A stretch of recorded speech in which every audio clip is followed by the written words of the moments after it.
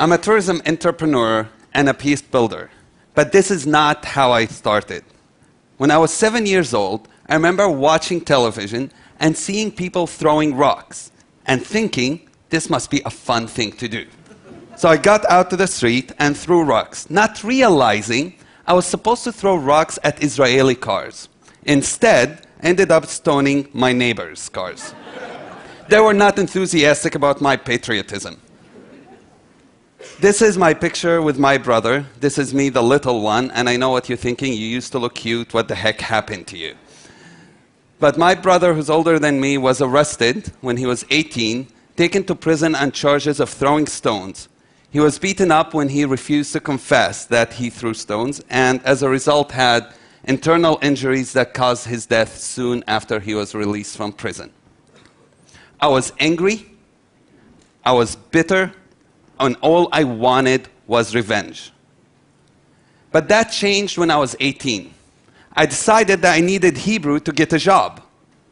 And going to study Hebrew in that classroom was the first time I ever met Jews who were not soldiers. And we connected over really small things, like the fact that I love country music, which is really strange for Palestinians. But it was then that I realized also that we have a wall of anger, of hatred, and of ignorance that separate us. I decided that it doesn't matter what happens to me, what really matters is how I deal with it.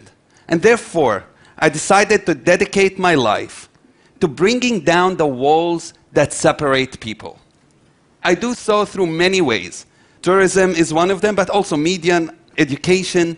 And you might be wondering, really, can tourism change things? Can it bring down walls? Yes, tourism is the best sustainable way to bring down those walls and to create sustainable way of connecting with each other and creating friendships. In 2009, I co-founded Majdi Tours, a social enterprise that aims to connect people, with 2 Jewish friends, by the way.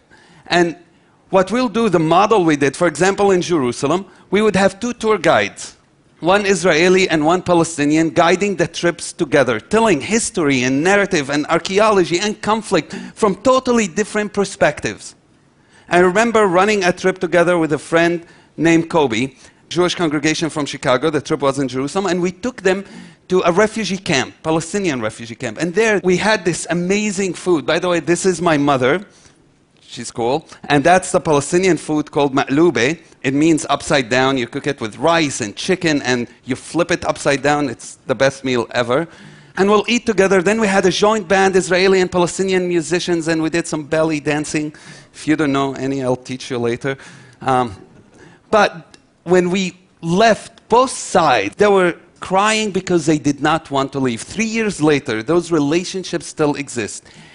Imagine with me, if the 1 billion people who travel internationally every year travel like this, not being taken in the bus from one side to another, from one hotel to another, taking pictures from the windows of their buses of people and cultures, but actually connecting with people.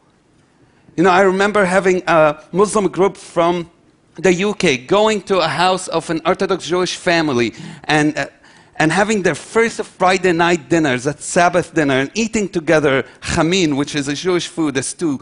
Just having the connection of realizing after a while that 100 years ago their families came out of the same place in Northern Africa. This is not a photo profile for your Facebook.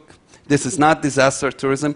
This is the future of travel. And I invite you to join me to do that, to change your travel. We're doing it all over the world now, from Ireland to Iran to Turkey, and we see ourselves going everywhere to change the world. Thank you.